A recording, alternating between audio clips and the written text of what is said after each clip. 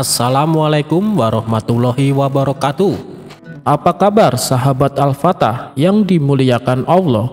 Semoga kita dalam keadaan sehat, dilimpahkan rezekinya dan diberikan keberkahan dunia dan akhirat. Amin ya robbal alamin.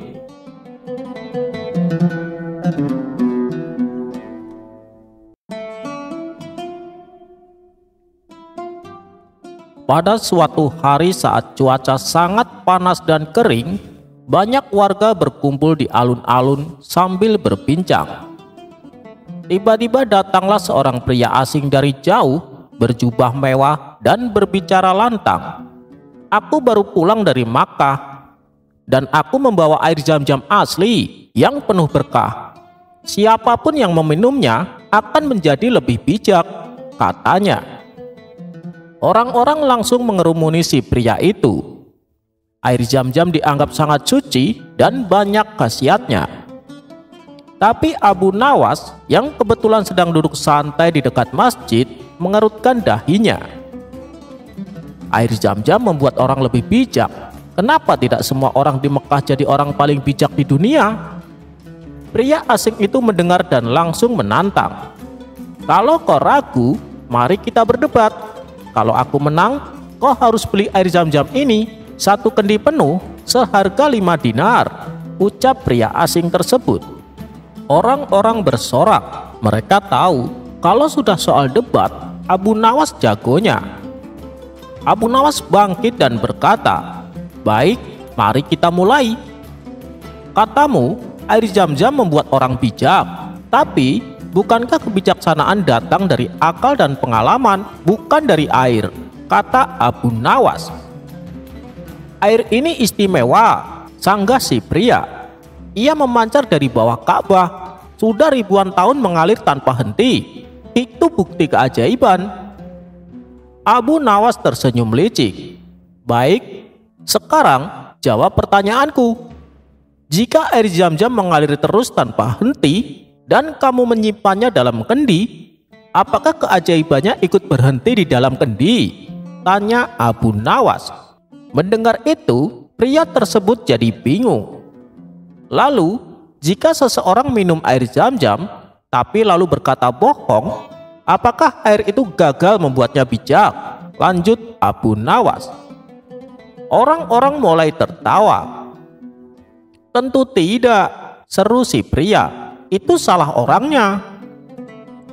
"Kalau begitu, air zam-zam tidak bisa menjamin kebijaksanaan. Sama seperti pisau, bisa dipakai mengiris roti atau menusuk orang. Semua tergantung siapa yang memegangnya," kata Abu Nawas dengan angkuh. Debat pun hening sejenak, lalu terdengar suara tepuk tangan dan tawa warga. Akhirnya si pria mengangkat tangan mengaku kalah. Abu Nawas dengan jenaka menambahkan, "Tapi tetap saja air zam-zam itu enak, apalagi kalau diminum gratis." Orang-orang pun tertawa lebih keras, dan si penjual akhirnya memberi segelas gratis untuk Abu Nawas. Pesan dari cerita ini, air zam-zam memang suci, tapi kebijaksanaan tak datang hanya dari apa yang diminum, melainkan dari akal, niat baik, dan pengalaman hidup.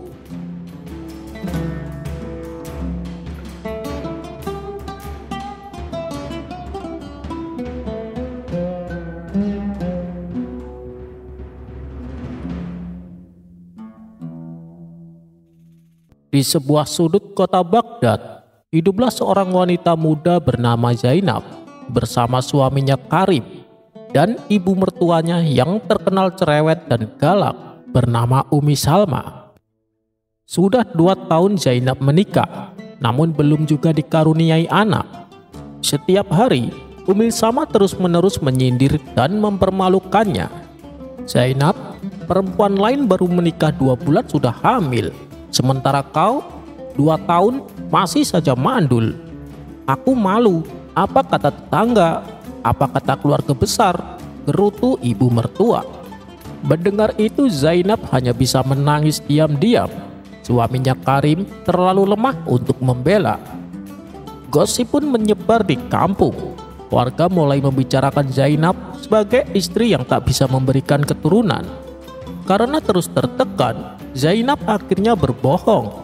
Ia mengambil bantal kecil dan mengikatnya di perut. Setiap hari ia pura-pura hamil. Pelan-pelan ia membuat seolah-olah perutnya membesar. Alhamdulillah, menantuku hamil. 9 bulan menunggu. Akhirnya, seru Umi Salma bangga. Tetangga berdatangan membawa hadiah. Kampung bersiap menggelar selamatan. Namun, saat bulan ke-9 berlalu, bayi tak kunjung lahir. Tiba-tiba, Zainab mengatakan sesuatu yang membuat semua orang tercengang. Bayinya hilang, Bu. Diambil penyihir saat aku tidur. Aku bangun dan perutku sudah rata, ucap Zainab sesenggukan pura-pura sedih. Warga kampung pun geger. Umi Salma panik, tetangga pada ketakutan. Kabar ini akhirnya sampai ke telinga Baginda Raja. Kemudian Baginda Raja memanggil tabib istana, tapi tak ditemukan tanda-tanda kehamilan maupun kelahirannya. Akhirnya Abu Nawas dipanggil untuk menyelidiki perkara aneh ini. Dengan senyum khasnya Abu Nawas berkata, "Wahai tuanku, izinkan hamba menyelidiki dengan caraku." Maka pada keesokan harinya, Abu Nawas datang ke rumah Zainab membawa tongkat kayu besar, kendi air, dan dupa menyala. Ia mengundang warga untuk menyaksikan ritual pengusiran sihir. Menurut kitab sihir kuno, jika bayi dicuri penyihir, sisa mantranya masih ada di tubuh sang ibu. Maka dari itu, aku akan membaca mantra, dan jika dia berdusta, tongkat ini akan mengungkap semuanya, kata Abu Nawas dengan wajah serius. Mendengar itu, orang-orang menahan napas. Abu Nawas mulai membaca mantra aneh. Aburakadabura, rahim semangka terbuka, kebenaran, tunjukkan wajahmu. Zainab gemetar, tongkat mulai diangkat. Tiba-tiba Zainab berteriak, "Berhenti, aku ngaku, aku tak pernah hamil. Aku cuma pura-pura, karena tak tahan dihina terus. Aku malu pada tetangga, pada ibu mertua, pada semua." Seketika orang-orang terdiam. Umi Salma tertegun, mukanya pucat. Abu Nawas menoleh padanya dan berkata tenang, "Kadang, tekanan yang kita beri pada orang lain bisa membuat mereka nekat berbohong, bahkan pada diri sendiri." Suasana hening. Tiba-tiba Umi Salma menangis. "Zainab, maafkan aku terlalu keras. Aku biarkan omongan orang menguasai hatiku. Kau menantu yang baik, tapi aku buta karena gengsi. Maafkan aku." Zainab pun menangis dan memeluk ibu mertuanya. Warga kampung terharu, bahkan si Karim, suami yang pemalu itu, ikut menangis. Baginda Raja yang mendengar cerita ini tertawa lega dan berkata, "Abu Nawas, sekali lagi engkau menyelesaikan perkara pelik dengan akal, bukan kekerasan." Abu Nawas hanya tersenyum dan berkata, "Kadang penyihir yang paling jahat bukan dari jin, tapi dari lidah manusia yang suka menyakitkan sesamanya." Pesan dari cerita ini, tekanan sosial dan omongan orang bisa melukai lebih dari sihir. Jangan memaksa orang lain dengan standar yang tidak manusiawi. Maaf dan pengakuan bisa menyembuhkan luka yang dalam.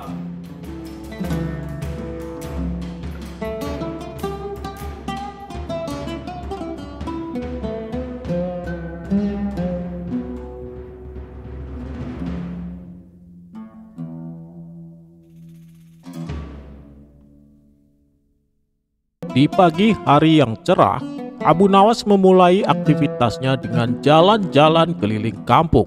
Di tengah perjalanan ia mendapati rumah salah satu warga yang mempunyai seekor keledai. Keledai tersebut sedang disiksa oleh majikannya. Meskipun si keledai berteriak kesakitan, namun sang majikan masih saja memukulinya. Sungguh keledai yang malang, ia memiliki majikan yang jahat, pikir Abu Nawas. "Hei kawan, hentikan perbuatanmu," seru Abu Nawas. Ini urusanku dengan keledaiku, kamu jangan ikut campur. Kalau kau ingin menolongnya, beli saja keledai ini. Aku akan menjualnya dengan harga murah, jawab orang tersebut. Baiklah, aku akan membeli keledaimu, balas Abu Nawas. Setelah transaksi selesai, Abu Nawas lalu membawanya pulang ke rumah. Ternyata keledai yang dibeli Abu Nawas bukanlah keledai seperti pada umumnya. Keledai tersebut sering menggigit Abu Nawas. Terkadang ia juga sering menendangnya, dan ketika malam tiba, si keledai sering meringkik keras tanpa sebab, yang membuat tidur Abu Nawas jadi terganggu. Akan tetapi, Abu Nawas masih saja tetap bersabar menghadapinya. Hingga suatu ketika, Abu Nawas menaiki keledainya untuk suatu perjalanan. Namun di tengah jalan, si keledai berhenti dan tidak mau bergerak. Tentu saja Abu Nawas menjadi jengkel. Ia pun memukul keledainya berkali-kali. Orang-orang yang kebetulan melintas melihat perbuatan Abu Nawas tersebut. Sungguh keledai yang malang. Dia mendapat penindasan dari Abu Nawas, ucap salah satu dari mereka. Yang lain menimpali, setiap malam saya juga mendengar suara ringkikan keras keledainya. Dia dengan tega memukul keledai itu pada waktu si keledai beristirahat. Kabar tentang perilaku Abu Nawas terhadap keledainya dengan cepat tersebar di masyarakat. Hingga pada suatu ketika, saat Abu Nawas bersama keledainya di pasar, dia mendengar orang-orang berkata kepadanya, "Itu dia keledai yang malang dan bernasib sial." Dalam hati Abu Nawas berkata, "Aku mesti memperlihatkan kepada mereka siapa yang bernasib sial, aku atau keledaiku." Abu Nawas lalu turun dari punggung keledai dan mulai berteriak kepada orang-orang, "Ayo, siapa yang mau membeli keledai ini? Silakan datang kemari." Orang-orang pun mulai berkerumun. Kemudian salah seorang dari mereka berkata, "Akhirnya Abu Nawas mengakui bahwa ternyata keledai itu jinak dan baik. Seandainya aku memiliki uang, aku akan membelinya." Lelaki lain berkata, "Berapa kau akan menjualnya, Abu Nawas?" Abu Nawas pun menjawab, "Dengan harga murah. Ayo, siapa yang akan membelinya?" Salah seorang maju ke depan, dan dia menyulurkan tangannya ke arah mulut keledai agar bisa mengetahui umurnya. Tiba-tiba lelaki itu berteriak kesakitan sebab keledai itu menggigitnya. Dalam kondisi tangannya yang masih berdarah, dia memegang Abu Nawas dan berkata, "Hei Abu Nawas, aku tidak akan melepaskanmu sampai kita menghadap Tuan Hakim." Singkat cerita, ketika sudah sampai di hadapan hakim, lelaki itu berkata, "Tuan Hakim, keledai Abu Nawas telah menggigitku sampai berdarah dan saya minta ganti rugi." Hakim lalu bertanya kepada Abu Nawas, "Benarkah demikian, Abu Nawas?" "Benar, Tuan Hakim," jawab Abu Nawas. "Kenapa kau membiarkan keledaimu melakukannya?" tanya Tuan Hakim kembali. "Begini Tuan, tadinya mereka mencemoohku. Katanya aku suka menyiksa keledai yang jinak dan baik, dan orang-orang ini berniat membelinya.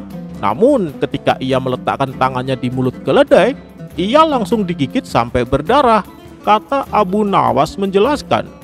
"Kau harus bertanggung jawab atas kejadian ini, Abu Nawas, sebab kau mengetahui watak keledaimu. Sebagai denda, kau harus membayar 20 dirham, ucap Tuan Hakim memutuskan. Abu Nawas pun membayar denda yang ditentukan. Lalu dia kembali ke pasar bersama keledainya. Di pasar Abu Nawas mulai berteriak kembali, "Ayo, siapa yang akan membeli keledai saya?" Orang-orang pun mulai berkerumun kembali. Seorang lelaki mendekatinya dan berkata, "Berapa kau akan menjualnya?" Abu Nawas menjawab, "Barusan aku membayar denda sebesar 20 dirham. Jika kau sanggup membayarnya 20 dirham, aku akan berikan keledaiku." Lelaki itu mulai memeriksa keledainya Abu Nawas. Namun ketika ia hendak memegangnya, keledai itu menendang kuat dengan kedua kaki belakangnya. Lelaki tersebut langsung tersungkur ke tanah. Saking sakitnya, lelaki itu berteriak dan minta bantuan orang-orang. "Keledaimu tidak akan laku, Abu Nawas, sebab dia menggigit dan menendang orang. kata orang-orang di pasar. Sekarang kalian sudah tahu kan siapa sebenarnya yang bernasib sial, aku atau keledaiku? Sebenarnya aku tidak akan menjualnya. Aku hanya ingin orang-orang merasakan apa yang telah menimpaku selama ini. Aku juga sering digigit keledaiku, dan aku juga sering ditendang. Tapi kalian selalu menilaiku saat aku memukul si keledai, tanpa mau bertanya kenapa aku melakukan hal itu, ucap Abu Nawas di hadapan orang-orang pasar.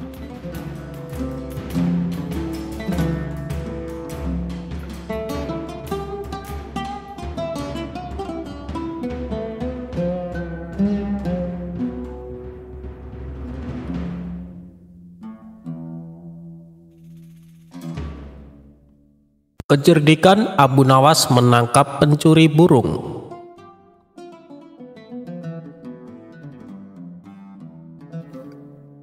Pada suatu hari, Abu Nawas bertamu ke rumah sahabatnya yang bernama Hamid. Melihat kehadiran Abu Nawas, Hamid langsung menyambutnya dengan sukacita.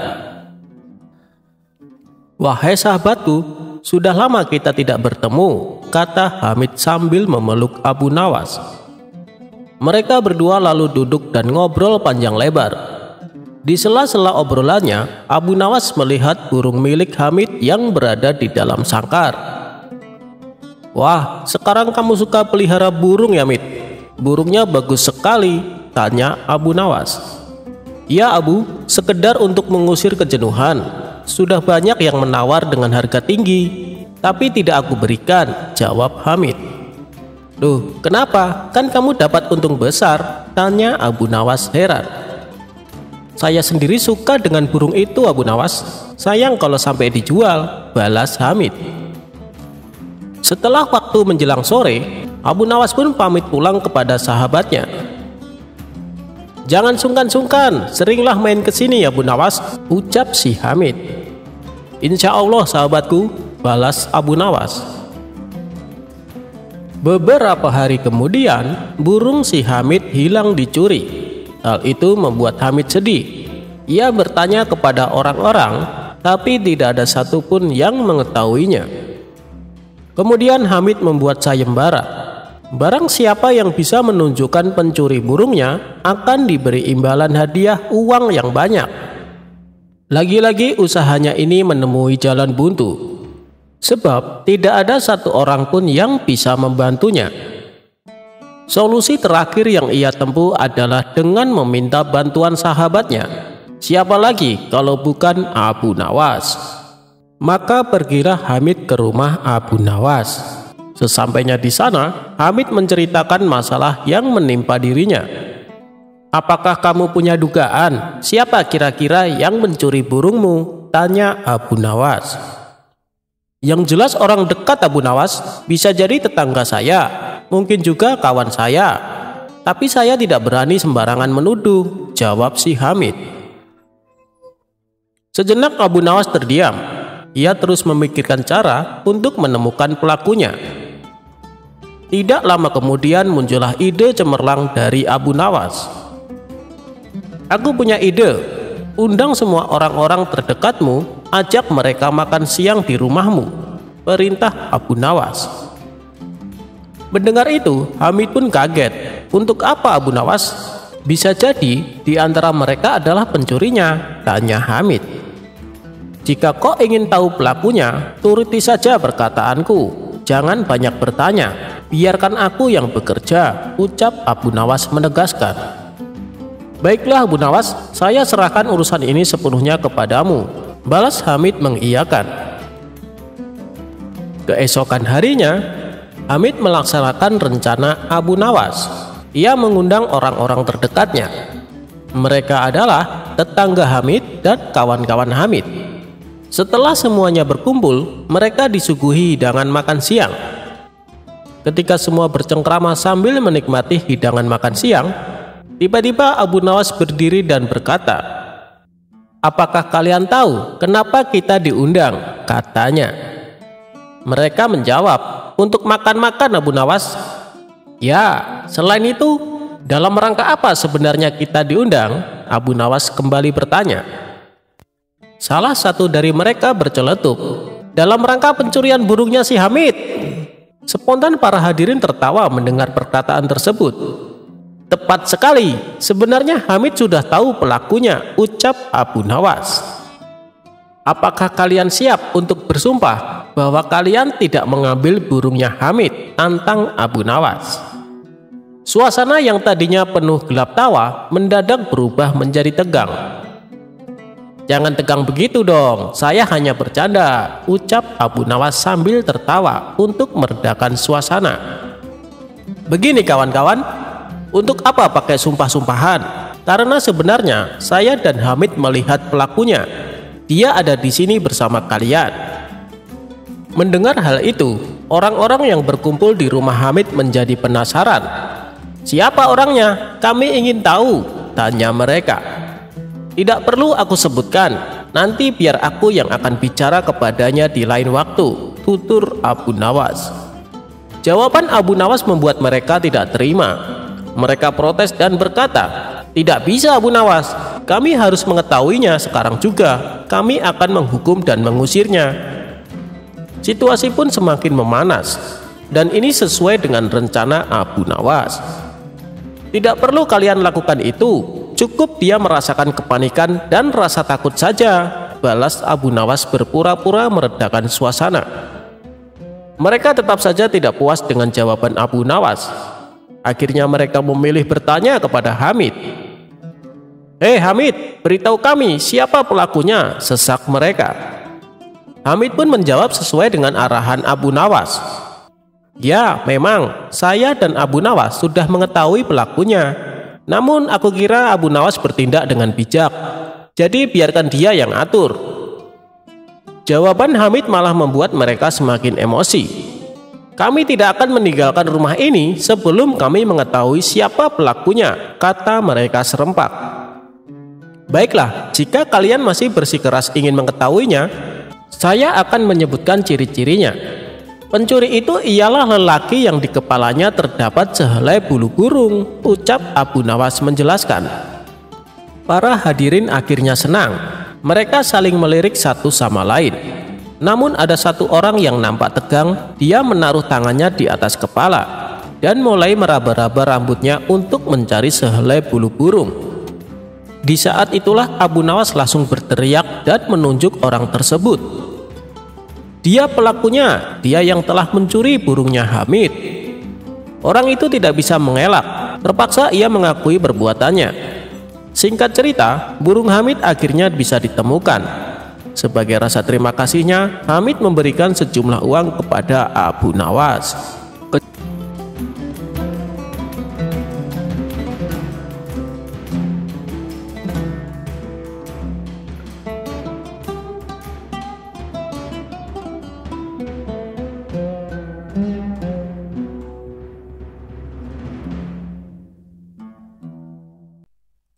Dikisahkan, pada suatu hari ketika Baginda Raja keliling kampung, ia melihat ada sekelompok anak muda yang sedang melakukan perbuatan maksiat.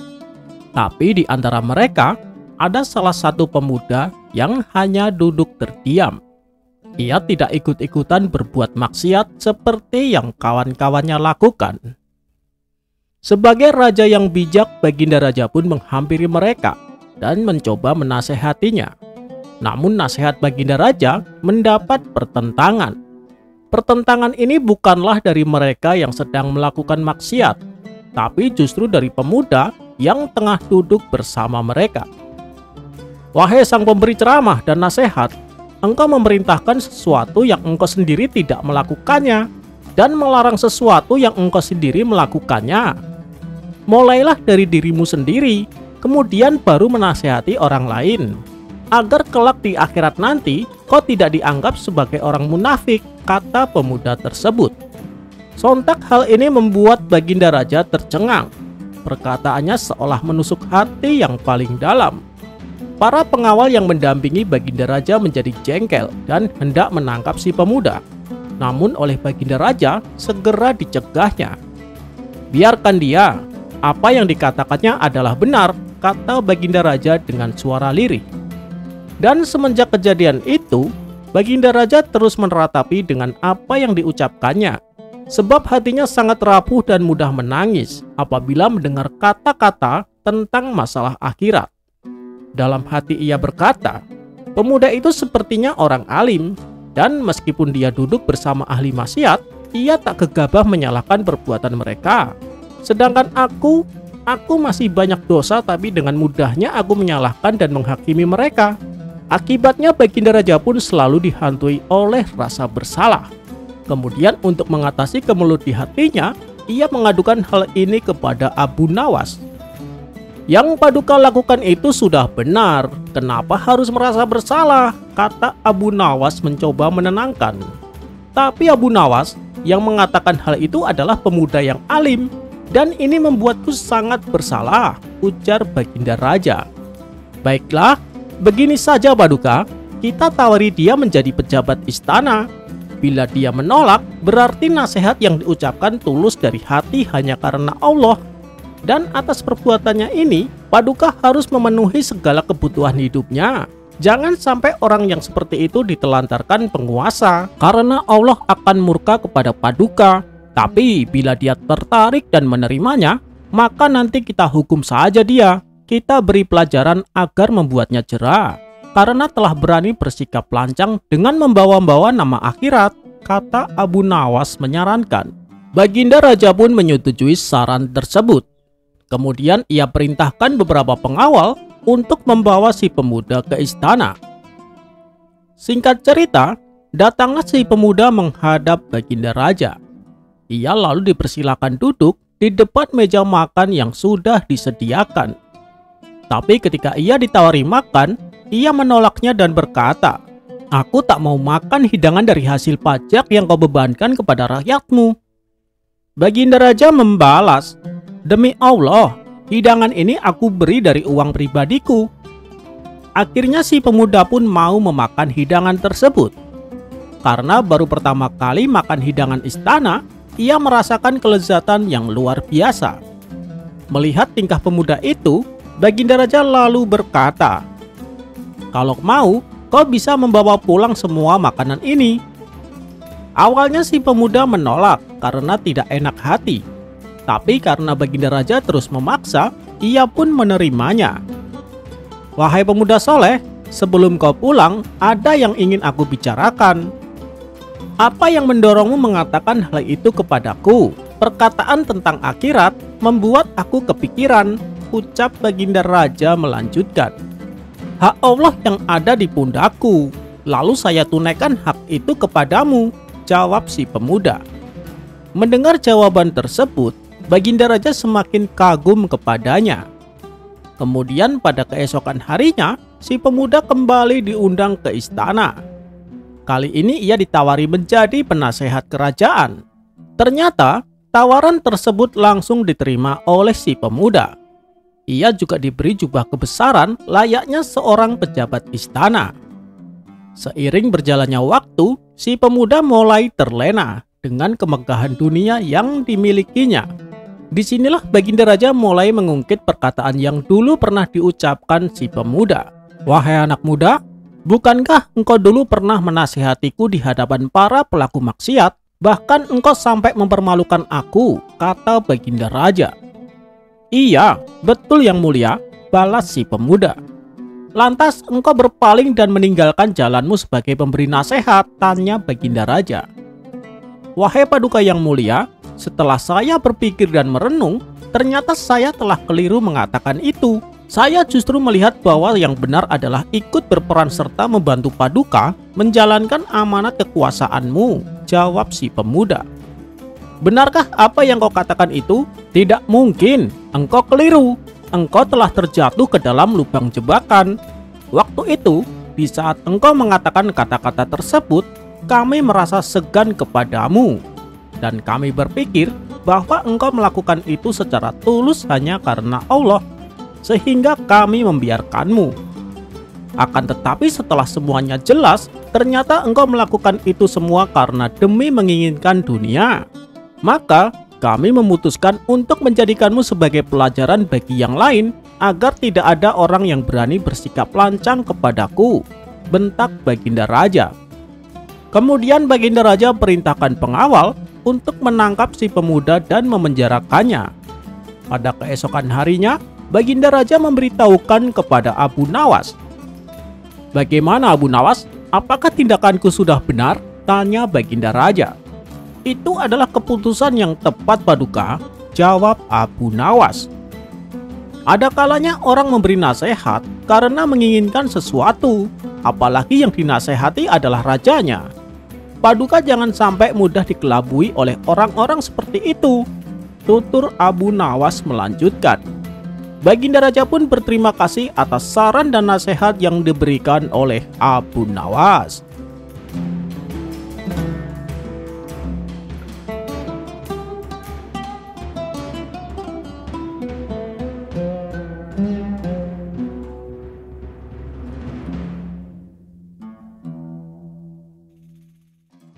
Suatu hari, hiduplah seorang lelaki miskin bernama Karim. Ia adalah seorang ayah yang jujur dan pekerja keras, namun keberuntungannya belum berpihak kepadanya.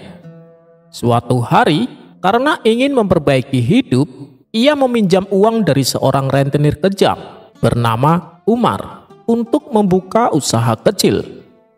Namun usaha Karim tidak berjalan lancar. Dagangannya sepi pembeli, dan dalam waktu singkat ia tak mampu membayar utangnya. Umar si rentenir tidak mau tahu. Dengan mata melotot dan wajah bengis, ia mendatangi rumah Karim sambil membawa 2 orang anak buahnya yang bertubuh besar bagaikan raksasa. Karim, waktumu sudah habis. Bayar utangmu sekarang, atau aku akan mengambil rumahmu," bentak si Umar. Karim gemetar. "Tolong beri aku waktu Tuan Umar, aku akan berusaha lebih keras." Namun Umar hanya tertawa sinis. "Tidak ada waktu lagi.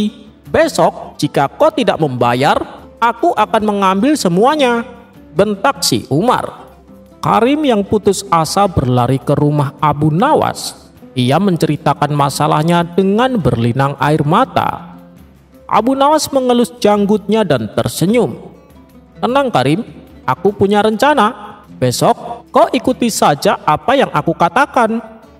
Dan pada keesokan harinya, Umar datang lagi ke rumah Karim. Kali ini dengan lebih banyak orang suruhan. "Waktumu habis, mana uangku?" Sebelum Karim bisa menjawab, Abu Nawas muncul. Dengan tenang ia berjalan mendekati Umar. "Tuan Umar, aku ingin mengusulkan kesepakatan," ucap Abu Nawas. Umar menyipitkan mata. "Kesepakatan apa?" tanya si Umar. Abu Nawas tersenyum licik. "Jika Karim tidak bisa membayar dengan uang, mungkin ia bisa membayar dengan sesuatu yang lebih berharga," jawab Abu Nawas. Umar pun tertarik. "Apa maksudmu?" tanya si Umar. Abu Nawas menatap Karim dan berkata, "Karim, kau harus membayar utangmu dengan separuh hartamu yang tersisa." Dan Umar harus menerima pembayaran itu tanpa protes. Mendengar itu Umar tertawa terbahak-bahak. "Hahaha, bagus, aku setuju," ucap si Umar kesenangan. Abu Nawas langsung bertepuk tangan dan berseru, "Baik, karena Karim hanya memiliki satu benda berharga, maka separuhnya dari itu harus diberikan kepada Umar." Umar mengerutkan kening. "Apa maksudmu? Benda apa?" tanya Umar tak mengerti. Abu Nawas menunjuk ke kaki Karim dan berkata dengan lantang, "Yaitu sendalnya Karim." Semua orang terdiam. Umar terbelalak, sementara anak buahnya saling pandang. "Apa?" teriak Umar. Abu Nawas tetap tenang. "Sandal Karim adalah harta terakhirnya, dan karena kau setuju menerima separuh hartanya, kau hanya berhak atas satu sendal. Itu adalah pembayaran yang adil, bukan?" ucap Abu Nawas. Orang-orang di sekitar mulai tertawa. Bahkan anak buah Umar menahan tawa mereka. Wajah Umar merah padam. "Tidak, itu tidak adil. Aku butuh uang," bantah Umar emosi. Abu Nawas menggeleng. "Ah, Tuan Umar, kau sendiri yang setuju tadi. Jika kau tidak mau menerima pembayaran ini, maka kau melanggar kesepakatan." Penduduk kota yang mendengar kejadian itu mulai berkumpul dan ikut tertawa. Mereka berteriak, "Ambil saja sendalnya Umar, jangan serakah." Umar tak bisa berkata-kata. Ia merasa dipermalukan di depan banyak orang. Dengan wajah kesal, ia akhirnya berteriak, "Lupakan utangnya, aku tidak mau lagi berurusan dengan orang miskin ini." Ia pun pergi dengan wajah merah dan penuh amarah. Sementara orang-orang bersorak untuk Abu Nawas. Setelah rentenir pergi, Karim menangis bahagia dan berterima kasih kepada Abu Nawas. "Abu Nawas, kau telah menyelamatkanku. Aku tak tahu bagaimana harus membalasmu." Abu Nawas hanya terkekeh. "Cukup dengan satu sendalmu itu, aku sudah puas, Karim." Karim pun tertawa dan seluruh warga bersorak memuji kebijaksanaan Abu Nawas.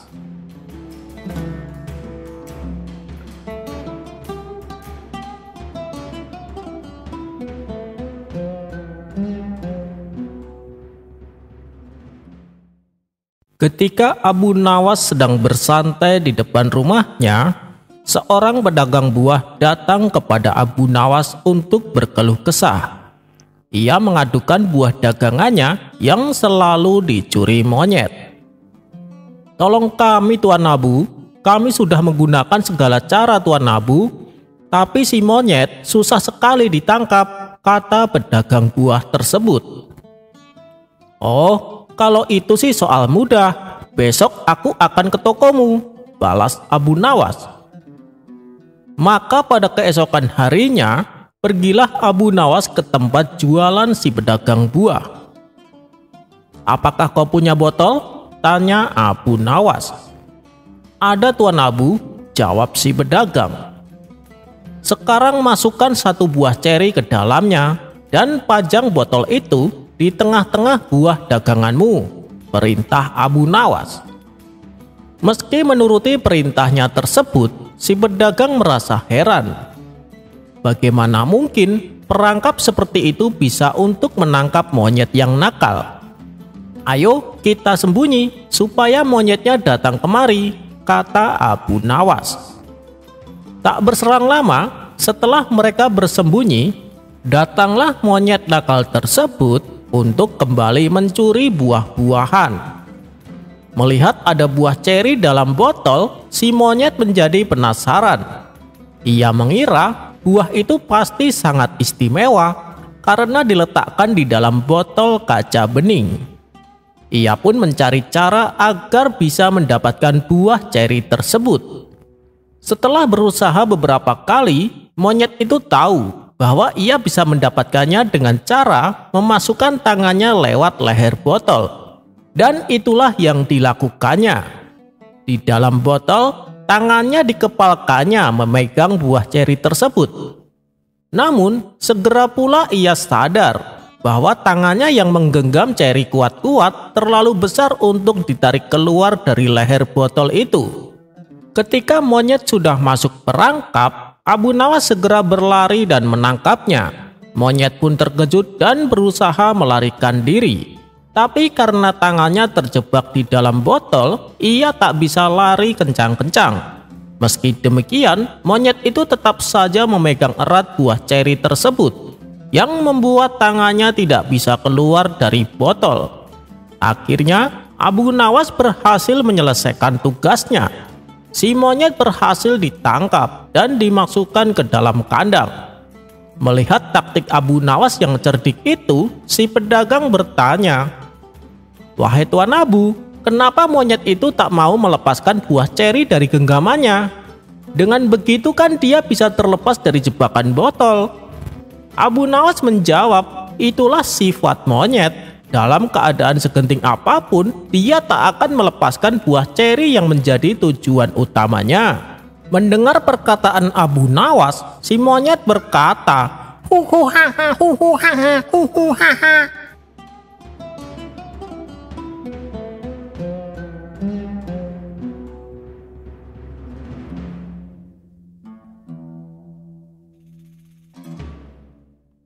Diceritakan saat itu kebun Abu Nawas menghasilkan panen buah labu yang banyak.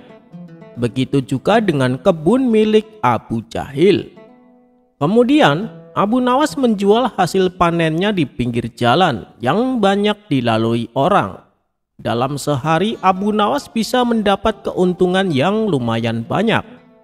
Melihat hal itu, Abu Jahil pun menjadi iri.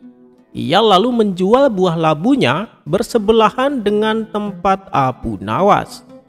Akan tetapi, dagangan Abu Jahil sepi pembeli, sedangkan Abu Nawas ramai dengan pembeli. Dalam hati Abu Jahil bertanya, kenapa sih dagangan Abu Nawas laku? Padahal buah labunya sama-sama besar, rasanya juga sama-sama enak. Jangan-jangan Abu Nawas pakai dukun, pikir Abu Jahil. Setelah diamat-amati, ternyata penyebabnya adalah harga. Buah labu yang dijual Abu Jahil sangatlah tinggi. Ia menjual dengan harga 5 dinar.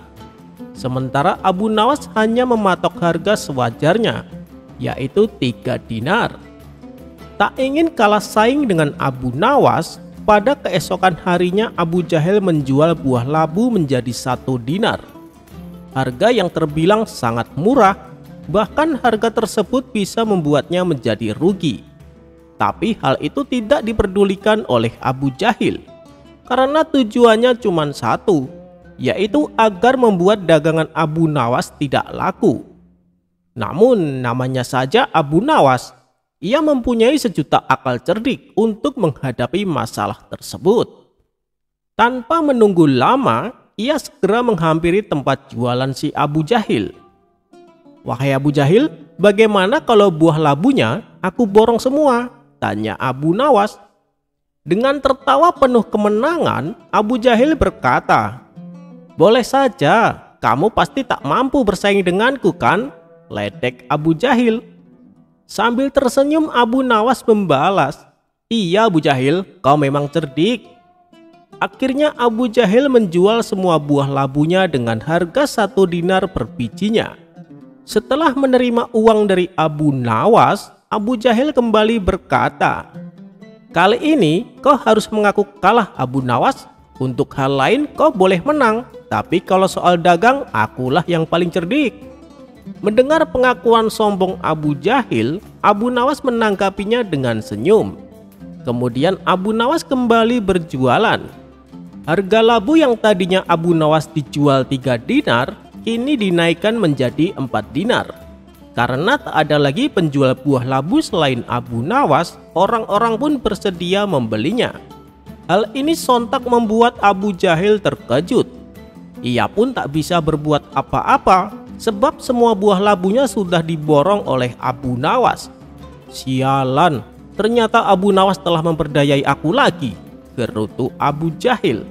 Abu Nawas pun tersenyum bahagia karena dagangannya semakin laris.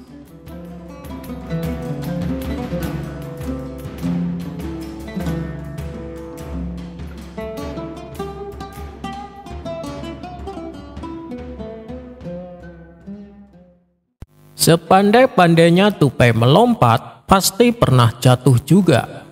Begitu juga dengan manusia cerdik bernama Abu Nawas, pasti pernah lalai. Siapa yang tidak kenal Abu Nawas? Baginda Raja sering dibuat terkagum-kagum karena kecerdikannya. Bahkan beberapa kali dia mampu memecahkan teka-teki yang membuat Baginda Raja penasaran. Maka tidak heran jika Abu Nawas sering mendapat hadiah dari sang raja. Selain cerdik, Abu Nawas juga dikenal sebagai sosok yang jenaka, lucu, dan kontroversi. Tak hanya itu, ternyata Abu Nawas adalah seorang sufi sekaligus penyair ternama di masanya. Bahkan syair-syairnya yang bernuansa sufistik banyak sekali. Diceritakan, suatu ketika Abu Nawas diberi pekerjaan oleh salah satu saudagar kaya di kampungnya. Saudagar tersebut hendak menggunakan jasa Abu Nawas saat akan membeli sejumlah keledai. "Saya ada pekerjaan buat kamu Abu Nawas, nanti aku mau ke pasar beli 9 ekor keledai. Setelah itu kamu yang saya tugaskan untuk menggiring keledai itu sampai rumah," kata saudagar tadi. Abu Nawas mengiyakan tawaran tersebut. "Siap, saya sangat mau tuan," kata Abu Nawas. Akhirnya, saudagar tersebut mengajak Abu Nawas pergi ke pasar untuk membeli 9 ekor keledai.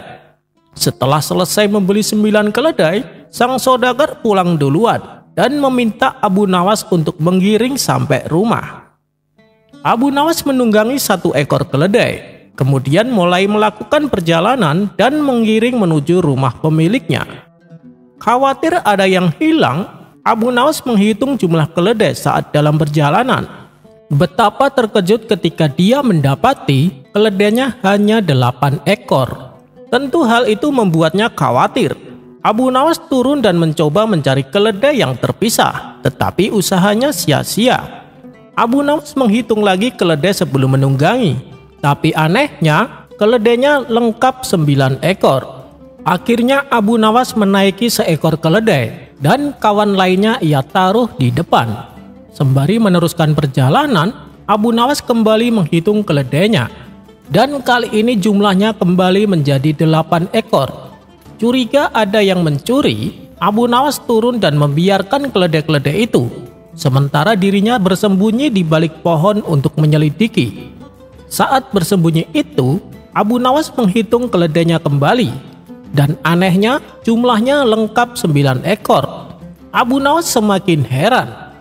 Abu Nawas menunggangi 1 ekor lagi dan meneruskan perjalanan, tetapi tampak di wajahnya seperti orang kebingungan.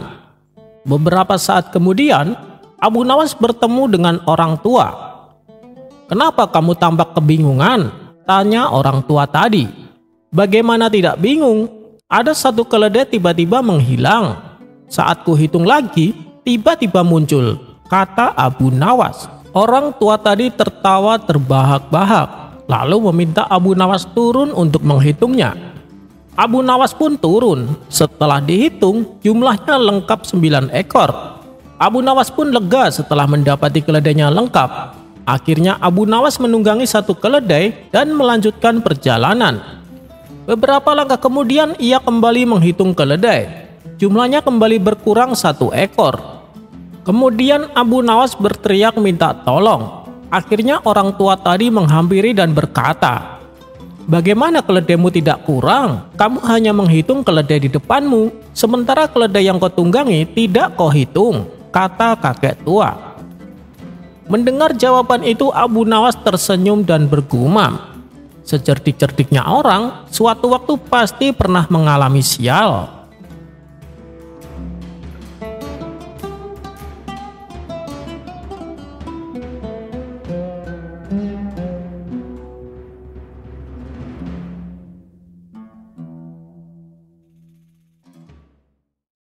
Dikisahkan, Baginda Raja sedang mengalami kebingungan. Pasalnya ia belum juga menemukan sosok orang yang tepat untuk menjadi hakim istana. Meskipun sudah diadakan sayembara, tapi tak ada satupun peserta yang memenuhi persyaratan. "Kenapa tidak Abu Nawas saja, Paduka?" saran penasehat istana. "Dia tidak akan mau. Kalaupun diancam akan dihukum, pasti dia memilih untuk dihukum daripada menjadi hakim," jawab Baginda Raja. "Kalau begitu, tugaskan saja Abu Nawas untuk mencari calon hakim istana," ujar sang penasehat. "Benar juga katamu. Baiklah, cepat panggil Abu Nawas kemari," perintah Baginda Raja. Maka berangkatlah beberapa utusan istana menemui Abu Nawas di rumahnya. "Tuan Abu, Anda diperintah Paduka untuk menghadapnya sekarang," kata mereka. Awalnya Abu Nawas mengira dirinya dipanggil untuk menjadi hakim. "Bilang saja sama Paduka, aku tidak mau datang," jelas Abu Nawas. "Tenang Tuan Abu, tujuan Baginda Raja menyuruh Tuan Abu menghadap hanya untuk meminta saran," tutur mereka. "Saran? Saran apa?" tanya Abu Nawas. "Mengenai sosok yang pantas jadi hakim, dan Tuan Abu diperintahkan untuk mencari orangnya," jawab mereka. "Ya sudah, kalian pulang saja dulu, nanti aku akan menyusul, sekalian membawakan orangnya," balas Abu Nawas. Singkat cerita, berangkatlah Abu Nawas ke istana bersama orang yang akan dijadikan hakim. Namun saat mereka berdua menghadap Baginda Raja justru tertawa terpingkal-pingkal. Ternyata yang membuat tertawa, orang yang dibawa Abu Nawas tubuhnya kecil dan kerdil. "Kamu lucu Abu Nawas, masa orang kerdil seperti dia malah dicalonkan jadi hakim?" kata Baginda Raja terus tertawa. "Dia mungkin terlihat kecil Paduka, tetapi ingatlah, yang terbaik seringkali hadir dalam kemasan kecil," timpal Abu Nawas. Tawa Baginda Raja kembali pecah dan lebih kencang dari sebelumnya. "Baiklah Abu Nawas, saya akan bertanya kepada kawanmu itu. Apakah kamu kurang dihormati karena postur tubuhmu, sehingga kau ingin menjadi hakim supaya orang-orang mau menghormatimu?" tanya Baginda Raja. "Sebenarnya tidak Paduka, saya pikir itu justru sangat menguntungkan, karena saya bisa lebih dekat dengan rakyat tanpa harus menundukkan kepala," jawab kawan Abu Nawas tersebut. Untuk ketiga kalinya Baginda Raja dibuatnya tertawa. "Karena kau ingin jadi hakim, saya akan mengujimu dengan 2 pertanyaan. Pertanyaan pertama, mana yang lebih kau pilih, berbuat adil atau diberi uang?" tanya Baginda Raja. "Saya memilih diberi uang Paduka," jawab kawan Abu Nawas. Sontak Baginda Raja kaget mendengarnya. "Kamu ini aneh, dari sekian banyak peserta yang ikut sayembara, rata-rata mereka menjawab pilih berbuat adil. Kenapa kau malah pilih sebaliknya? Berarti kau rela berbuat tidak adil, asalkan bisa mendapat uang?" tanya Baginda Raja. "Maksudnya bukan begitu Paduka. Sifat jujur dan adil sudah melekat pada diri saya. Kenapa saya harus memilihnya? Sedangkan saya adalah orang miskin. Tentu saja saya pilih uang. Bukankah seseorang memilih sesuatu yang mereka tidak punya?" jelas kawan Abu Nawas. Mendengar penjelasan tersebut, Baginda Raja manggut-manggut sebagai tanda setuju. "Oh, begitu. Baik, sekarang pertanyaan kedua. Bila kamu menghadapi suatu kasus di mana ada seorang maling tapi menuduh korban sebagai malingnya, sedangkan kamu tidak tahu mana malingnya dan mana korbannya, bagaimana caramu untuk mengungkap kebenaran dalam kasus yang rumit ini?" tanya Baginda Raja. "Itu sih mudah saja Paduka. Suruh mereka berdua memasuki rumah kosong. Setelah mereka berdua masuk ke dalamnya, kita teriakin pencuri, pencuri. Nah, salah satu dari mereka pasti akan berlari keluar, dan sudah dipastikan dialah pencurinya yang asli. Karena seorang pencuri pasti punya insting untuk segera berlari keluar manakala mendengar teriakan tersebut," terang kawan Abu Nawas. Baginda Raja pun tersenyum puas dengan jawaban kawan Abu Nawas itu, dan kemudian Baginda Raja mengangkatnya sebagai hakim istana yang baru. "Ternyata pilihanmu tidak salah Abu Nawas," puji Baginda Raja kepada Abu Nawas. Baginda Raja yang awalnya meremehkan postur badannya akhirnya menyadari bahwa kebijaksanaan tidak terbatas pada ukuran tubuh.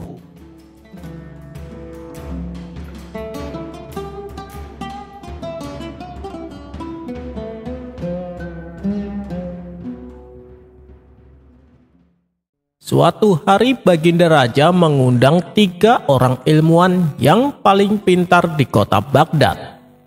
Tak lupa Abu Nawas juga turut serta diundang. Kemudian Baginda Raja bertanya kepada 3 ilmuwan tersebut, "Penemuan apa yang sudah kalian ciptakan?" Ilmuwan pertama mengatakan bahwa ia sedang melakukan penelitian membuat benda yang ajaib. "Apa nama bendanya?" tanya Baginda Raja. "Saya belum memberinya nama Paduka, tapi dengan penemuan saya nanti, orang-orang bisa berkomunikasi meskipun jaraknya berjauhan," kata ilmuwan pertama memberitahu. "Wah, hebat sekali. Kira-kira kapan benda itu bisa terwujud?" tanya Baginda Raja. "Saya akan usahakan secepatnya Paduka," jawab ilmuwan pertama. "Baiklah, lalu bagaimana denganmu? Tanya Baginda Raja kepada ilmuwan kedua. Saya sedang melakukan penelitian membuat benda yang tak kalah ajaibnya, jawab ilmuwan kedua. Oh ya? Apa nama bendanya? Tanya Baginda Raja. Maaf Paduka, saya juga belum memberinya nama. Tapi yang pasti, dengan benda penemuan saya, nanti orang-orang bisa terbang seperti burung, kata ilmuwan kedua. Luar biasa. Kapan benda itu bisa terwujud? Tanya Baginda Raja. Ini membutuhkan waktu yang cukup lama Paduka. Mengingat penemuan yang sedang saya teliti bukanlah penemuan sembarangan, ujar ilmuwan kedua.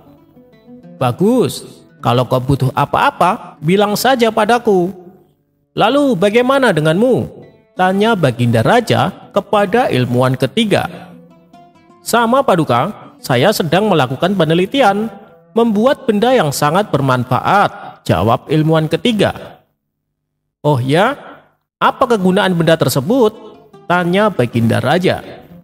Dengan benda yang saya teliti nanti, pada malam hari akan terang seperti siang hari.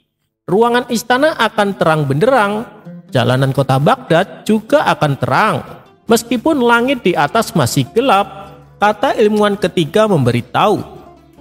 Wah, sungguh menakjubkan. Sudahkah kau beri nama benda itu? Dan kira-kira kapan benda itu jadi? Tanya Baginda Raja. Karena ini masih tahap penelitian, saya belum memberinya nama Paduka. Dan saya juga belum bisa memastikan kapan benda itu terwujud, kata ilmuwan ketiga. Dengan tersenyum Baginda Raja berkata kepada mereka, kalian semua memang ilmuwan yang pintar. Saya bangga dengan kalian, puji Baginda Raja. Ketiga ilmuwan tersebut juga saling memuji dengan penemuannya masing-masing.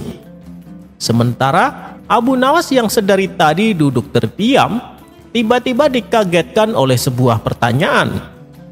Wahai Abu Nawas, bagaimana denganmu? Apa yang sudah kau temukan? Ledek salah satu ilmuwan. Alah, paling-paling dia menemukan benda yang bisa membuat keledai bernyanyi, timpal ilmuwan lainnya. Spontan mereka pun tertawa terpingkal-pingkal. Begitu pula dengan Baginda Raja. Merasa dirinya dipermalukan, Abu Nawas segera mengeluarkan jurusnya. Penemuan kalian tidak ada apa-apanya bila dibandingkan dengan penemuanku, kata Abu Nawas. Oh ya, apa itu? Ledek mereka sambil tertawa. Aku bisa menciptakan sebuah benda yang super ajaib, di mana dengan benda tersebut orang-orang bisa berjalan menembus dinding. Bukan hanya menembus dinding, tapi juga bisa menembus besi dan kaca, tutur Abu Nawas. Seketika ilmuwan tersebut terkejut mendengarnya. Mana mungkin, itu sangat mustahil dan kami juga tak pernah melihat kau melakukan sebuah penelitian, kata mereka. Penemuan saya ini tidak perlu penelitian, bahkan saya bisa membuatnya sekarang. Tidak seperti kalian, disuruh membuktikannya tapi tidak bisa. Alasannya masih dalam penelitian, ujar Abu Nawas. Baginda Raja yang juga mendengar obrolan mereka merasa penasaran dengan penemuan Abu Nawas. Benarkah Abu Nawas? Kau tidak bohong kan? Tanya Baginda Raja. Benar Paduka yang mulia, jawab Abu Nawas dengan nada serius. Adapun ketiga orang ilmuwan tadi juga penasaran dengan penemuan Abu Nawas. Mereka pun lalu bertanya, apa kau yakin bisa menciptakan benda yang bisa membuat orang menembus dinding dan besi? Dengan penuh percaya diri Abu Nawas menjawab, tentu saja bisa dan akan aku buktikan sekarang, jawab Abu Nawas. Semakin bertambah kagumlah mereka mendengarnya.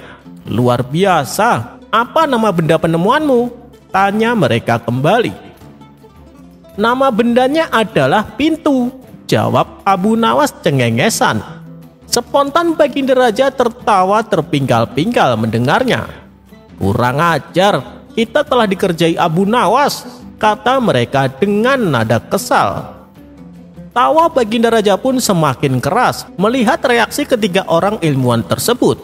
Dan dengan masih tertawa, Baginda Raja kembali berkata, "Kalian boleh lebih pintar dari Abu Nawas, tapi ketahuilah, kalian tak akan bisa mengalahkan akal cerdiknya."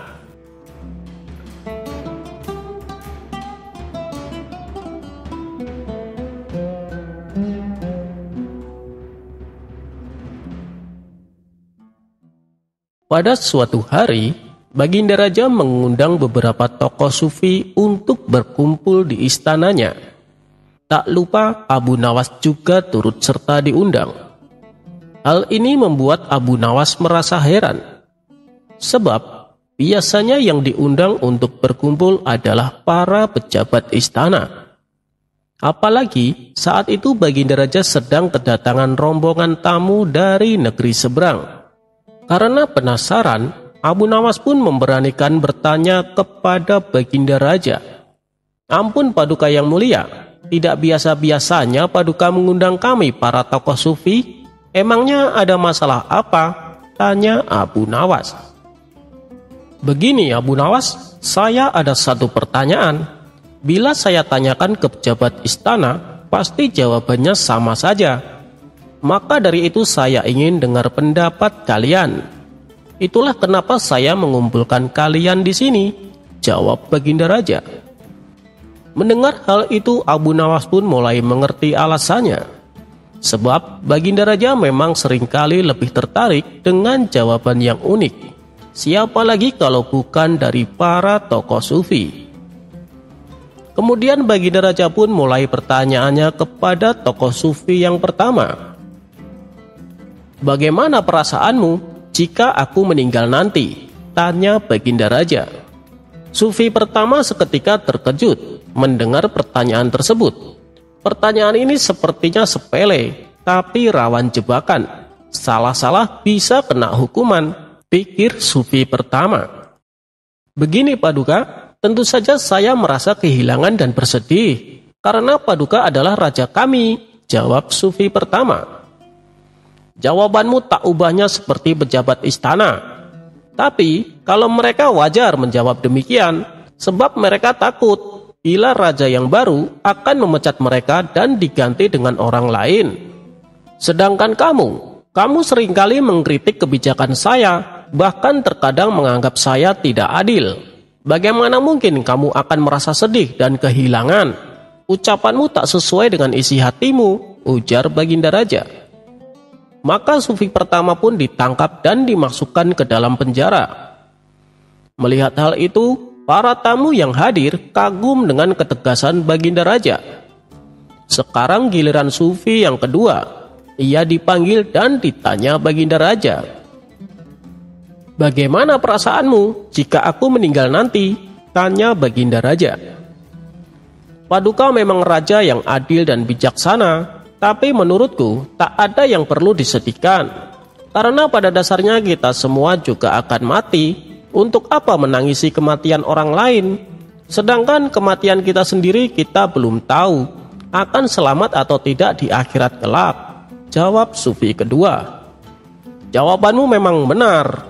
Tapi kamu sama sekali tidak punya rasa cinta pada rajamu. Sedangkan aku sudah berusaha sekuat tenaga memimpin negeri ini dengan adil dan bijaksana. Jadi selama ini kamu lebih memikirkan dirimu sendiri," tutur Baginda Raja. Baginda Raja pun menyuruh para pengawal untuk menangkap Sufi kedua dan memasukkannya ke dalam penjara. Untuk kedua kalinya, Baginda Raja membuat kagum para tamunya yang dari negeri seberang. "Anda memang raja yang tegas dan bijaksana," uji salah satu tamunya. Setelah satu persatu tokoh sufi ditanya dan kesemuanya masuk penjara, kini tibalah giliran Abu Nawas. "Wahai Abu Nawas, bagaimana perasaanmu jika aku meninggal nanti?" tanya Baginda Raja. "Sebelum saya menjawab pertanyaan Baginda, bolehkah saya minta satu permintaan?" pinta Abu Nawas. "Apa permintaanmu?" tanya Baginda Raja. "Kalau sekiranya jawaban saya bisa memuaskan Paduka, saya minta supaya kawan-kawan saya dibebaskan dari hukuman," jawab Abu Nawas. Baik, saya setuju. Tapi bila jawabanmu tidak membuatku puas, kamu akan dihukum 2 kali lipat lebih berat, balas Baginda Raja. Abu Nawas pun menyanggupi syarat tersebut. Jika Paduka meninggal nanti, entahlah, mungkin nanti tidak ada lagi tanah tempat saya berpijak, ucap Abu Nawas. Mendengar jawaban tersebut, Baginda Raja langsung tersenyum. Meski sebenarnya ia masih bingung apa maksud sebenarnya dari jawaban Abu Nawas. Sesuai kesepakatan, kawan-kawannya yang juga tokoh sufi segera dibebaskan dan dipersilakan pulang. Begitu juga dengan para tamu undangan, mereka dipersilakan pulang oleh Baginda Raja.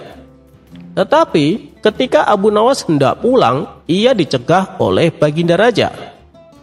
Abu Nawas, kamu jangan pulang dulu, ada sesuatu yang ingin aku tanyakan, titah Baginda Raja. Abu Nawas pun berjalan menghampirinya. Ada apa lagi Paduka? Tanya Abu Nawas.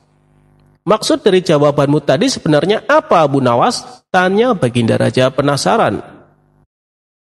Maksud saya, jika Yang Mulia nanti meninggal dunia, aku tak sanggup lagi hidup di atas bumi ini. Ingin rasanya aku segera menyusul Paduka Yang Mulia, jawab Abu Nawas. Wah, bagus sekali ya Abu Nawas. Tapi lain kali, kalau sedang di tengah para tamu, bicaralah yang jelas supaya aku bisa paham. Jangan seperti tadi. Tidak elok rasanya kalau raja sampai jadi tontonan para tamu hanya karena tidak paham maksud lawan bicaranya, ujar Baginda Raja. Abu Nawas lalu diberi hadiah dan dipersilakan pulang. Ketika ia berjalan meninggalkan istana, ternyata kawan-kawannya juga belum pulang. Mereka setia menunggu Abu Nawas di luar gerbang istana. Woi, kenapa kalian masih di sini? Ayo kita pulang, ajak Abu Nawas. Kami sengaja menunggumu Abu Nawas karena kami juga penasaran apa sih maksud jawabanmu. Itu saja kami masih bingung menafsirkan kalimatmu, ucap salah satu kawannya. Dengan tersenyum Abu Nawas berkata, ketika aku menjawab tidak ada lagi tanah tempat saya berpijak, padahal maksud jawabanku tadi adalah kalau nanti Baginda Raja meninggal dunia, kuperkirakan penggantinya akan jauh lebih rakus darinya, sehingga makin banyak tanah rakyat yang digusur. Sampai-sampai kita tidak bisa berpijak lagi. Setelah mendapat penjelasan dari Abu Nawas, kawan-kawannya yang sesama tokoh sufi memuji akan kecerdasan dan kecerdikan Abu Nawas.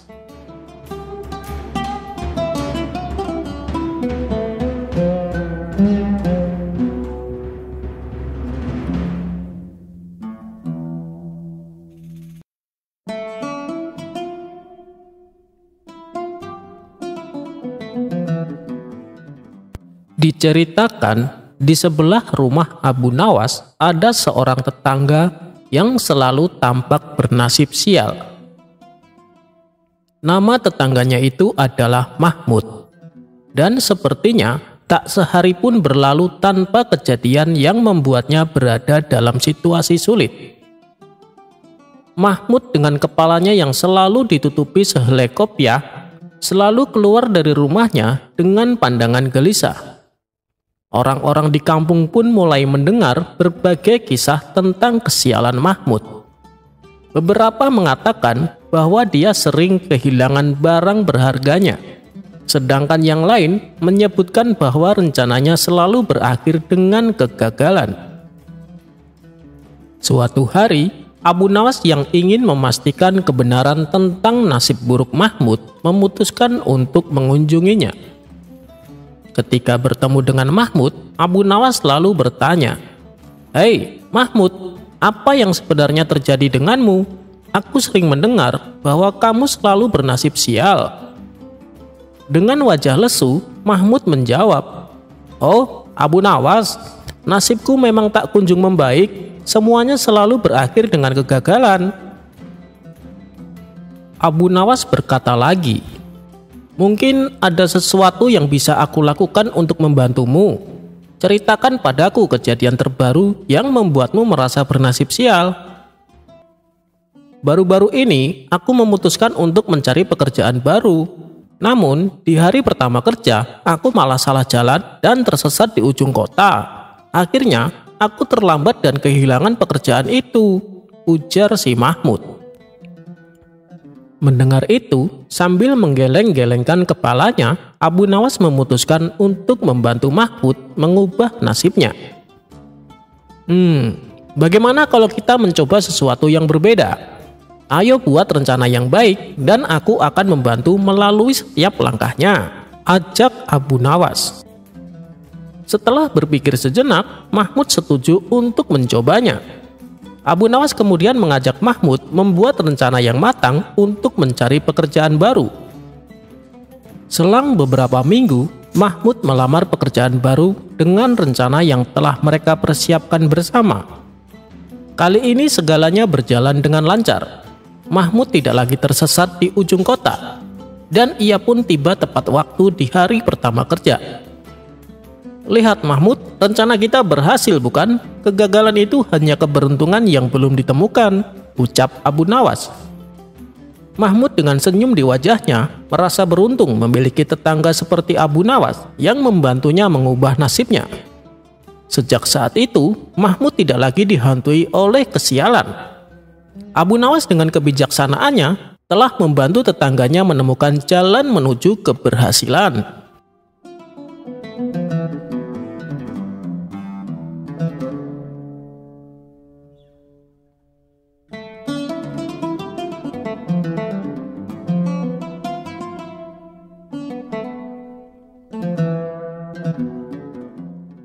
Dikisahkan di suatu daerah di kota Baghdad terdapat sumur angker yang dihuni oleh jin yang jahat.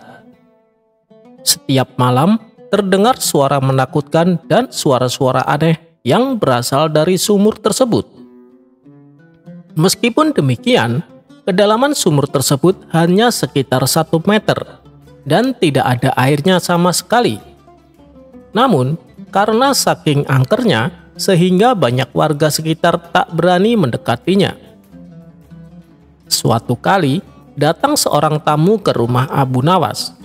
Dia bernama Abu Jahil.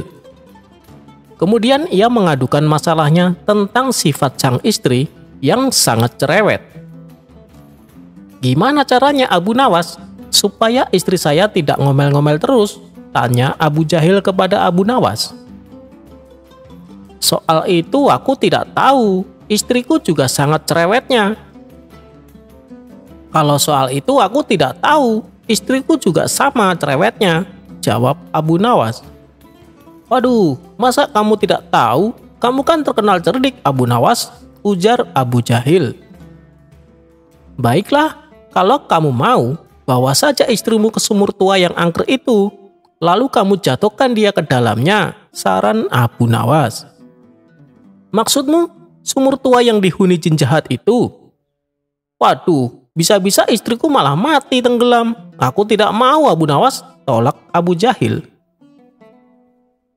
Tenang, istrimu tidak akan tenggelam. Itu kan sumur kering, tidak ada airnya, dan dalamnya juga cuma 1 meter, jelas Abu Nawas. Tapi apa mungkin bisa berhasil? Tanya Abu Jahil ragu-ragu. Saya sendiri juga belum tahu Abu Jahil, tapi setidaknya istrimu akan bertemu jin jahat itu, dan pasti dia akan ketakutan. Mungkin saja karena rasa takutnya itu, sifat cerewet istrimu akan hilang, balas Abu Nawas. Baiklah kalau begitu, besok saya akan ajak istriku ke sana, timpal Abu Jahil.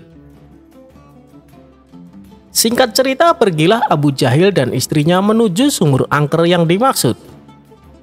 Sesampainya di sana, Abu Jahil segera mendekati bibir sumur tersebut. Wahai istriku, lihatlah, di dalam sumur ada perhiasan emas, teriak Abu Jahil pura-pura kaget.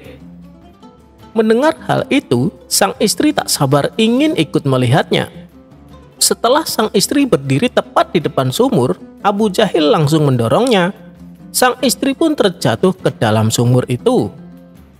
Bukannya berteriak ketakutan, sang istri malah ngomel terus-terusan tanpa berhenti. Mana emasnya? Saya tidak melihatnya sama sekali, omel sang istri. Dan ketika jin penghuni sumur mencoba menakuti istri Abu Jahil, ia malah kena semprot omelannya. "Kamu pasti yang menyembunyikan emasnya kan? Cepat berikan padaku. Ayo cepat berikan," hardik istri Abu Jahil. Karena tak kunjung mendapatkan emas, sang istri terus saja mengomel. Tidak lama kemudian, muncul sosok bayangan hitam keluar dari sumur itu. Rupanya, sosok itu adalah jin penghuni sumur tersebut. Jin itu lalu mendekati Abu Jahil dan berkata, "Oi, cepat angkat istrimu dari tempatku. Aku tidak tahan mendengar omelannya," ancam jin tersebut. Dengan penuh ketakutan, Abu Jahil langsung mengangkat istrinya dari sumur angker itu. Pada esok harinya, Abu Jahil kembali menemui Abu Nawas dan menceritakan peristiwa yang dialaminya. Spontan Abu Nawas tertawa terpingkal-pingkal. "Ternyata istrimu lebih cerewet daripada istriku. Jin saja sampai tidak tahan mendengar omelannya," seloroh Abu Nawas sambil tertawa terpingkal-pingkal.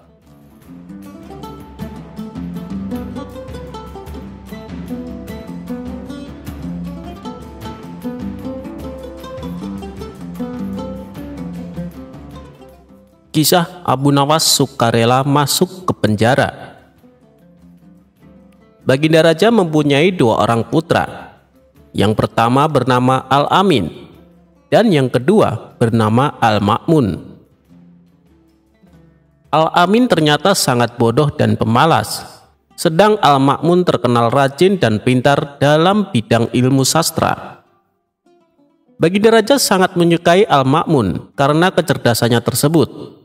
Ini tentu membuat sang permaisuri tidak suka, lantaran sang raja dianggap pilih kasih. Padahal keduanya sama-sama putranya. "Suamiku, kenapa kau tidak begitu menyayangi Al-Amin?" tanya sang permaisuri suatu ketika. "Suamiku, sebenarnya kalau mau, Al-Amin akan lebih menguasai ilmu sastra daripada saudaranya. Sebenarnya ia lebih cerdas, ia hanya malas saja," tutur permaisuri membela Al-Amin. "Apa buktinya?" tanya sang raja. "Baik, tidak lama lagi Baginda akan melihat buktinya," ucap permaisuri yakin. Pada suatu siang, sang permaisuri memanggil putranya Al-Amin. "Aku baru saja berdebat dengan ayahmu mengenai dirimu," kata sang permaisuri kepada putranya tersebut. "Aku tidak rela kamu dipandang sebelah mata dan dibanding-bandingkan dengan kakakmu. Karena itu, kamu harus bisa menandinginya. Mulai sekarang, kamu harus tekun mempelajari ilmu sastra supaya menjadi seorang penyair yang hebat." Sorenya Al-Amin pergi meninggalkan istana menuju ke sebuah tempat yang sunyi. Di tempat itulah ia mencoba mengasah pikiran yang bebal. Ia berusaha menulis bait-bait syair tanpa seorang guru atau tanpa bimbingan siapapun. Beberapa minggu kemudian, setelah merasa mampu menguasai ilmu sastra dan menulis bait-bait syair, Al-Amin pulang ke istana. "Jadi kamu sekarang sudah bisa menulis syair, putraku?" tanya sang permaisuri ketika menyambut kedatangan putranya tersebut dengan gembira. "Sudah," jawab Al-Amin. "Kalau begitu, biar besok aku panggil Abu Nawas untuk menguji karya syairmu." Esoknya pagi-pagi sekali Abu Nawas sudah muncul di istana memenuhi panggilan sang permaisuri. "Abu Nawas, coba kamu dengarkan karya syair putraku ini," kata sang permaisuri dengan bangga.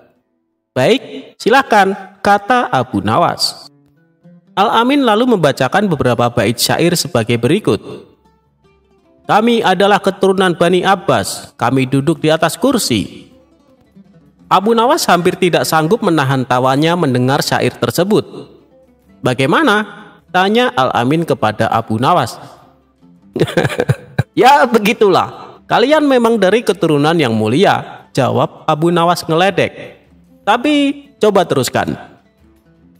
"Kami berperang dengan pedang dan tombak pendek." "Syair macam apa itu?" celetuk Abu Nawas yang sudah tidak mau berbasa-basi lagi. Al-Amin marah sekali mendengar cemooh Abu Nawas tersebut. Ia lalu menyuruh seorang pasukan istana untuk menangkap dan memasukkan Abu Nawas ke dalam penjara. Selama beberapa hari Abu Nawas tidak pernah muncul di istana sehingga raja merasa rindu. Belakangan sang raja mendengar kabar bahwa Abu Nawas dimasukkan penjara oleh Al-Amin. Ia kemudian mengajak putranya itu ke penjara untuk menjenguk Abu Nawas. "Kenapa kamu memenjarakannya?" tanya sang raja. Al-Amin kemudian menceritakan semuanya. "Yang sangat menyakitkan, ia telah berani mencemooh syair karyaku, Ayahanda," kata Al-Amin. "Tentu saja, karena memang karya syairmu jelek," balas raja. "Dia itu kan memang seorang penyair hebat, jadi bisa menilai mana karya syair yang bagus dan yang tidak bagus. Lagi pula, apa yang ia katakan itu jangan kamu anggap sebagai ejekan, melainkan sebuah kritikan yang harus kamu terima dengan lapang dada," lanjut sang raja menasehati. "Baik, kalau begitu beri lagi aku kesempatan untuk memperbaiki karya syairku," kata Al-Amin sambil beranjak pergi. Untuk kedua kalinya, Al-Amin pergi ke tempat yang sepi guna mengasah pikiran dan mendalami ilmu sastra agar bisa menulis syair yang benar-benar bagus, tidak seperti sebelumnya. Dan beberapa pekan kemudian, ia sudah pulang ke istana. Esoknya pagi-pagi sekali, Baginda Raja, Abu Nawas, dan beberapa penyair sudah berada di istana. Rupanya pertemuan itu sudah diatur oleh sang permaisuri. Beliau ingin mereka mendengarkan syair karya putranya yang baru saja pulang mendalami ilmu sastra. "Dengarkan karya syair putraku Al-Amin," kata sang permaisuri. "Baik, silahkan," sahut Abu Nawas. Al-Amin pun mulai membaca syair karyanya. "Hei binatang yang duduk bersimpuh, rasanya tidak ada yang setolol kamu. Kamu seperti hidangan kinapah yang diolesi dengan minyak biji hardal dan minyak sapi yang kental, seperti warna seekor kuda belang." Begitu selesai mendengar syair tersebut, Abu Nawas langsung bangkit dan hendak berlalu dari tempatnya. "Woi, mau kemana kamu Abu Nawas?" tanya sang raja. "Saya lebih suka balik ke penjara saja daripada mendengar syair macam ini. Toh sebentar lagi putramu ini pasti menyuruh penjaga membawaku ke sana," jawab Abu Nawas. Raja tertawa terpingkal-pingkal mendengar jawaban dari Abu Nawas itu. Sementara sang permaisuri hanya bisa duduk bengong. Kini ia sadar dan yakin bahwa putranya Al-Amin memang tak pandai membuat syair.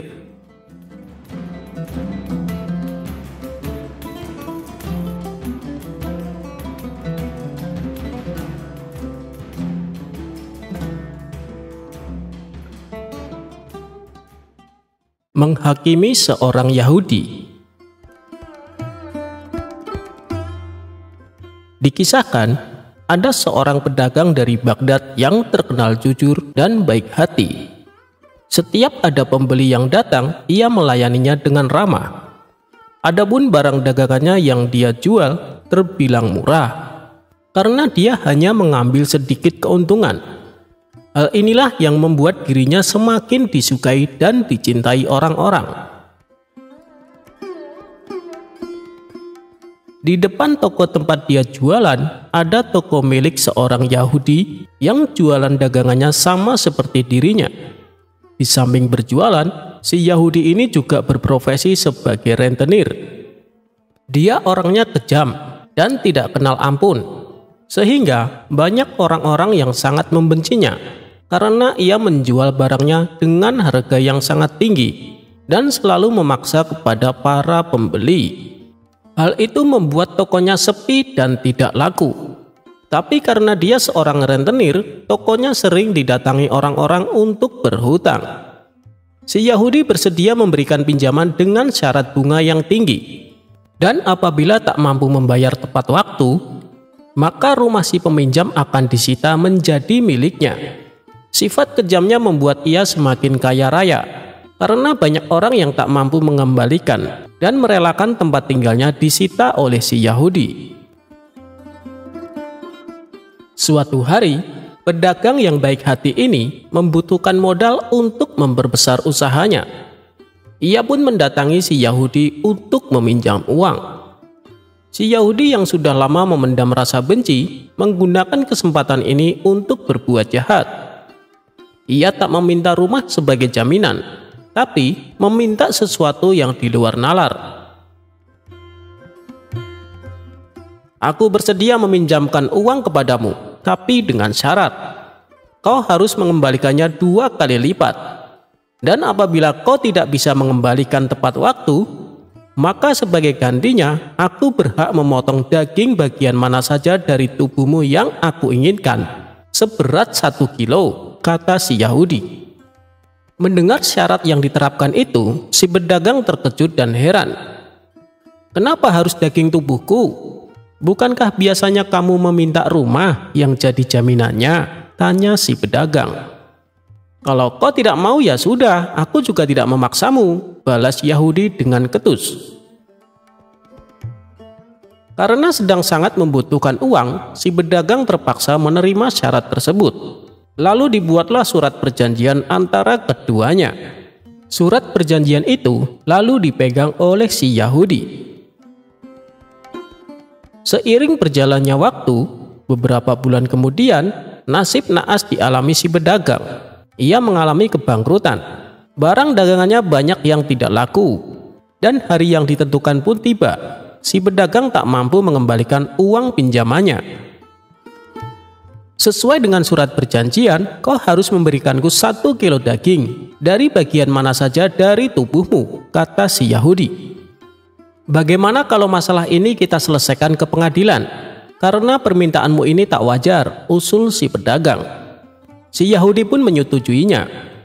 Maka berangkatlah mereka berdua menghadap Tuan Hakim.